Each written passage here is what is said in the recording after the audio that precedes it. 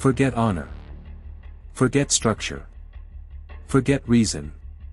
The Terran Black Water Navy is a testament to weaponized insanity. Mac cannons. Singularity cores. Fleets designed to keep shooting while dying. And behind them, the ones who charge into the wreckage. The Marines. Humans split their military across water and black water, sea and space. It sounds poetic. It's terrifying. Their capital ships are hybrid death barges, missiles, multi-barrel kinetic cannons, plasma throwers, and their favorite weapon, the Mac cannon. Magnetic accelerator cannon. Yes, they named it cannon twice. It fires tungsten alloy slugs at near-light speeds across gravitational wells. Not precise beams. Not flashy detonations. Just raw kinetic murder. These guns fire across hundreds of kilometers, or as they say, magometrics. I've seen Terran gunners eyeball firing solutions. No computers. No adjustments. Just math, and madness. And they hit. Their weapons are so dangerous, a missed shot can impact distant planets years later. It already happened once, a cattle farm cratered by stray ordnance. And what did they do? Rebuild. Sign treaties. And install dedicated firing supercomputers to calculate planetary trajectories, rather than abandon the weapon. They redesigned their ships around railguns. Not turrets. Not gimbal systems. Entire hulls pivot to aim. Their smallest corvettes carry a dozen fighters. Their cruisers arrive with 7 escorts, each armed to the teeth. And their crews? Recruited from the same personality pool as their fighter pilots, fearless, intuitive, slightly unhinged. They train not just to shoot, but to feel the shot. In vacuum. On instinct. Their rapid-fire cannons, Vulcan, Gatling, minigun variants, spit solid rounds by the thousands per second. 30,000, if needed.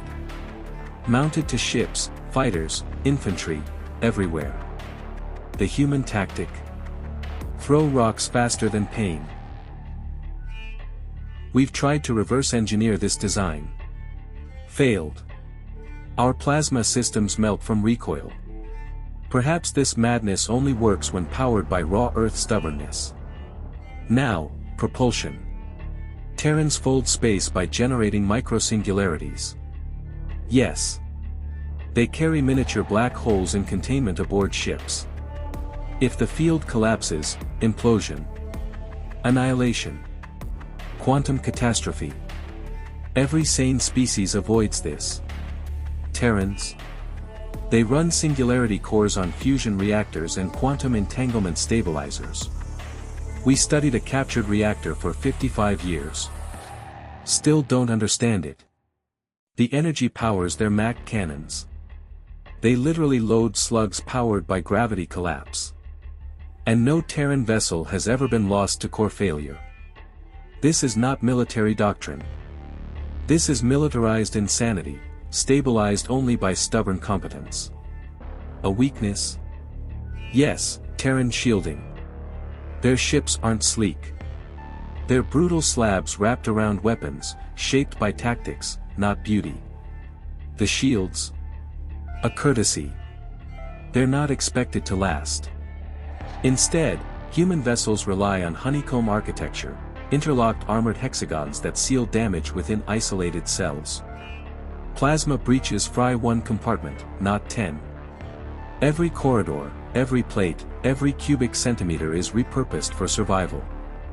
They built their warships not just to endure enemy fire, but to withstand their own Mac cannons.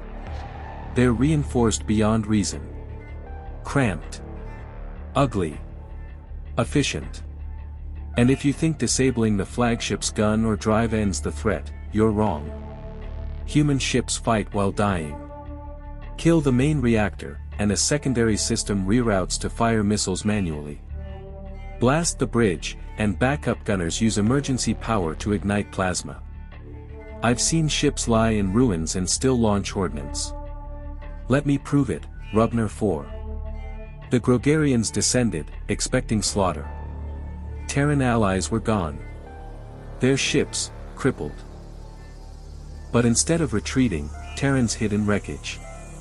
Shut down engines. Rigged emergency power. Scavenged weapons from alien hulks. No life support. Just suits, cold breath, and spite. When the Grogarians closed in, boarding parties swarmed. The Terrans waited. Then fired. Spare missiles. Improvised charges. Converted fighter engines turned into explosive payloads. Hundreds of registered wrecks, all of them alive. Terran vessels had split into substructures to disguise their numbers. Their flagship, Fuji, hadn't moved. But it had baited a massacre. And then, the second horror, Terran Marines. I'll speak of them next. The Grogarians fled. No one knows their reason. They've refused contact ever since. Rubnar IV changed things. The Phoenix-class vessel Fuji still flies. Her sister ships bear the names of Earth's great mountains. Olympus Mons is the newest, 20% larger. Upgraded. Alive. Terran naming conventions vary. Ships adopt legendary individuals and infamous places. Roosevelt. Tokugawa. Paris. Kiev. Each vessel is unique, modified. Unpredictable. But if you see a Terran flagship named after a mountain, leave the system. Terrans fight while dying. When Wreckage breathes and Mac cannons roar, the last thing you hear is a charge. Olympus Mons. Fuji. Tokugawa. Names carved into the stars. Subscribe to Mystic Nature Sci-Fi and descend with the warriors who fall from orbit, the Marines await.